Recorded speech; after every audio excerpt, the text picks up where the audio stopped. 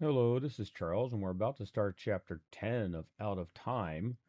In chapter 9, we had a big deal there. Clyde found out that in this timeline, he actually married Marlene and they have a son. Now he has mixed feelings about fixing things. Where does that go? We'll find out in chapter 10 coming up. Chapter 10. When they arrived back at Jenny's flat, Earl and Clyde had new IDs and bank cards, and some more groceries they bought with Earl's card just to make sure it was working. They were putting the groceries away when Jenny was taking George to the bedroom for another diaper change. Man, for a girl never had a kid, she's a natural with little George, Earl said. I think it comes natural with women, Clyde remarked. They do have that instinct. Yeah, it's not her instinct you're looking at. You figure she's got a grill? I'm getting hungry. And those steaks you got? You're getting red again, brother. Yeah, it looks like there's a grill on the patio there. Jenny came back from the bedroom with George and said, The grill's on the patio. I don't know about you guys, but I'm ready for dinner.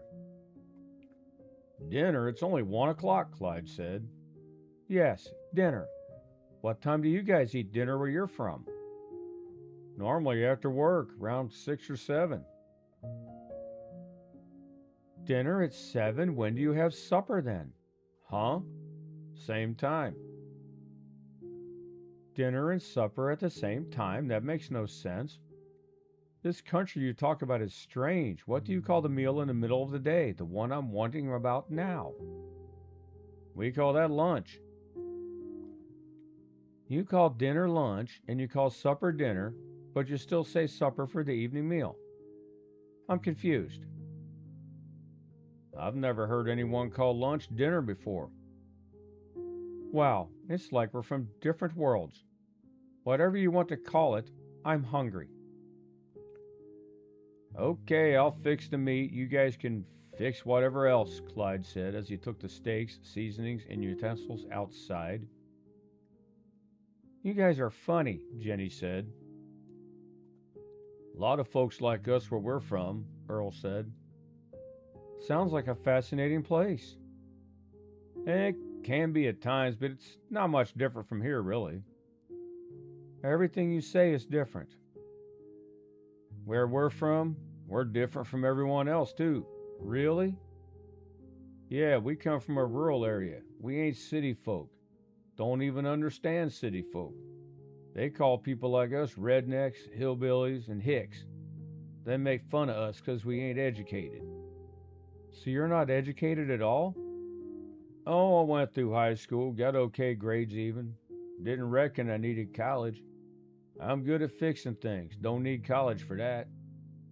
That's nothing to make fun of a man for. University isn't for everyone. That's what I say, but a lot of folks in our country think educated folks are better. You're a lawyer, a doctor, or some dude sitting in a desk all day wearing a tie, you're better than the guy who gets his hands dirty.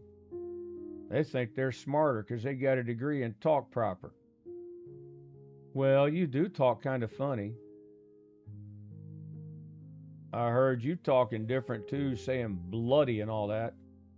Well, I'm from London. Got a bit of Cockney, you could say. You should hear my family talk.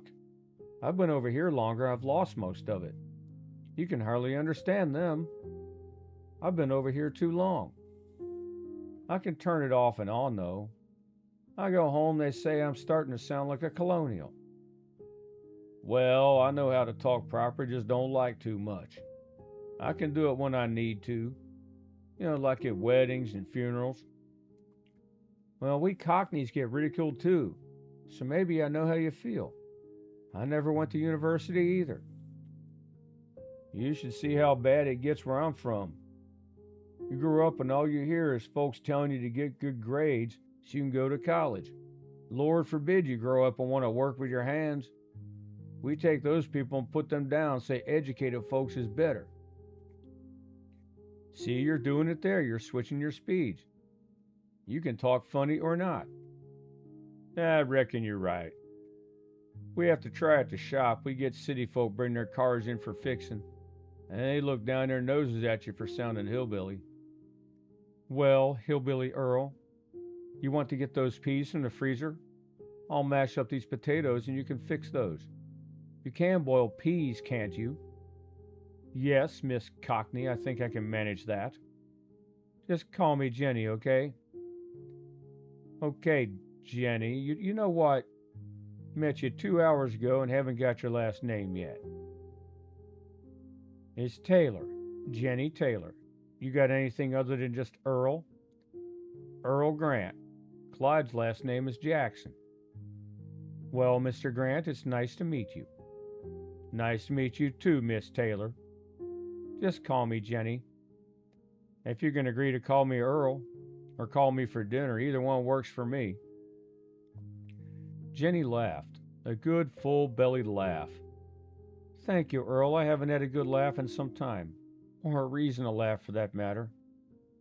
And not the first time a lady laughed at me. So, you and Clyde really have different lives then? He wasn't married before?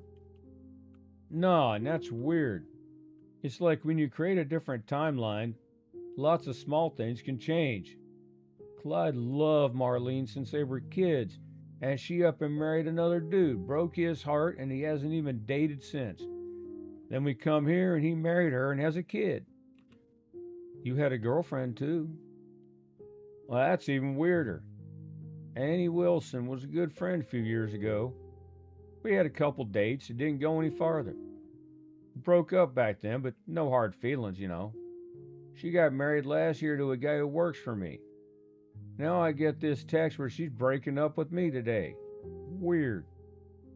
You don't have any reason to not fix things? To not take George back? Not really. That's the world that's supposed to be, if that makes sense. This one wasn't supposed to happen.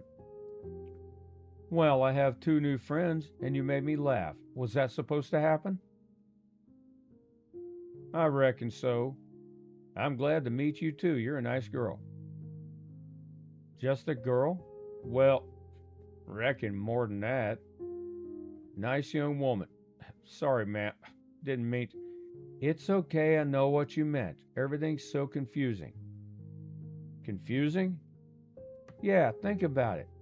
You woke up this morning, same date and everything, in a completely different country, only a few miles from here. You used some device that made you go back over 200 years and accidentally brought back a baby, and when you get back, the world's different because that baby didn't grow up.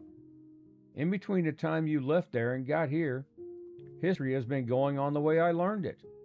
Now that baby is sitting in that stroller, I've been feeding him and changing his diapers. You bringing that baby here has changed everything, but the only people who know about the changes are in this house, except for those guys who want to kill you. It makes my head hurt. Mine too. I wake up in America, and about 5 hours later I'm in a British colony that's been around for centuries.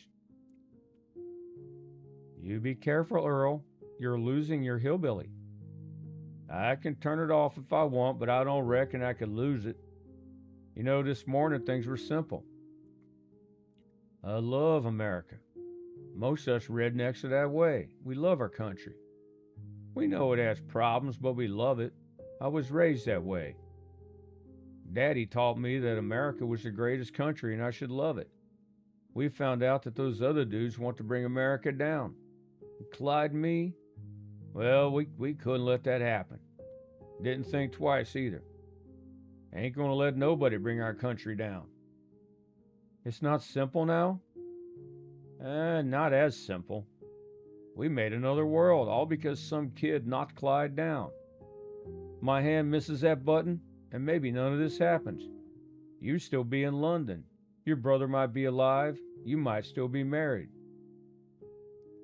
I don't know about that last part. Henry's an arse. Probably would have still left me. His loss then.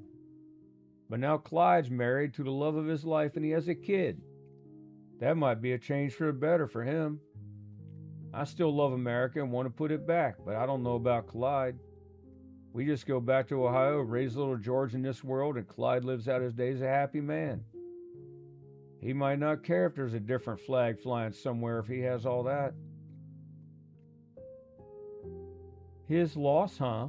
What do you mean by that? Henry's a doofus. What's a doofus? Word we use for a stupid person.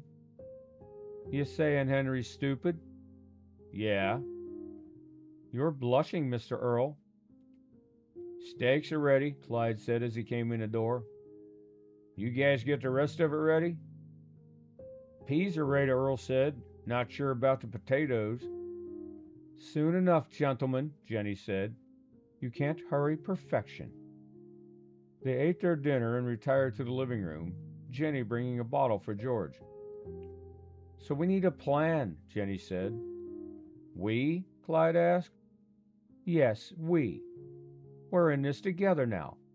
I've grown quite attached to this little guy. I'm not about to let anything happen to him. He's a child of destiny. That sounds a bit dramatic, Earl said. It's true. He has a destiny. He's one of the lucky ones. He has a purpose to his life, and we have to do what we can to assure that he fulfills it. You guys have a destiny too. That job has been placed in your hands. Well, if you word it like that, Clyde said. Yes, that's what it comes to. This is bigger than any of us. What about your country if we succeed? What do you mean, what about my country? My country will still exist either way. Your country never existed. But it can if we succeed. Why do you care so much for our country? You never lived there. I'm living there now, aren't I? I don't know what it is. I've only known you guys for what, 3 hours? But the way you talk about that country makes me want to live there. People don't talk like that about Britain anymore. Sometimes people do, but not like you talk about America. You speak of her like a lover. Man, I do love America, but things are complicated now. Dude, you're talking about Marlene and your kid, Earl said, and I see where you're coming from. What did we learn today? Things ain't set in stone so much. We brought George here and made a new time, but the little things turned out different in this time. Marlene picked you this time. Annie was dating me, well, until an hour ago, apparently. We changed things back till we know everything will be exact as it was before? Maybe not. Maybe we get back and Marlene's still married to you. Maybe she ain't. Maybe we get back and she's still single and interested. Maybe you're engaged. Seems to me like all sorts of possibilities could happen.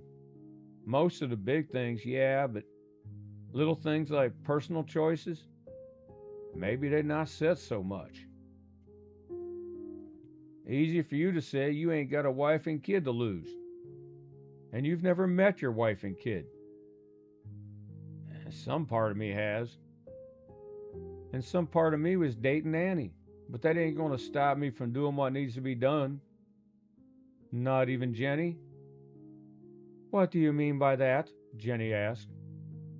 I think Earl knows. Come on, Clyde, think about what you're saying, Earl said. I know what I'm saying. Things just got more complicated now is all. I'm going to take a walk. You guys can plan. What do you think he meant? Earl asked after Clyde had left. Jenny hesitated before answering. I'm not entirely sure. I'm not sure what I think either. What do you mean? It was simpler earlier. What did you mean calling Henry stupid? He was stupid to leave you. I've only known you for a little while, and I can see that. Well, that's nice of you to say, but I'm just a broke East London girl. I'm not all that. You have a big heart. You saw 2 rednecks and a smelly baby, and you didn't hesitate to help. Where I'm from, a lot of folks would have turned away. I'm a sucker for babies. Well, he is a cute little fella, but that don't mean you ain't big-hearted. You're not so hard-boiled either, you big hillbilly. You don't even know what a hillbilly is. I just like the sound of the word. It's funny. Like you. I ain't funny. Funny looking is all. You're funny and honest and loyal and dedicated and determined. You're a better man than all those educated snobs where you come from. Better than you give yourself credit for. You sell yourself short too. You walk into a store with your last paycheck and you're still thinking of others. You ain't selfish, that's for sure. Jenny burped George, noticed that he needed to be changed, and started carrying him to the bedroom. Like I said, I'm a sucker for cute babies. Maybe for hillbillies. Well, I hope you enjoyed Chapter 10.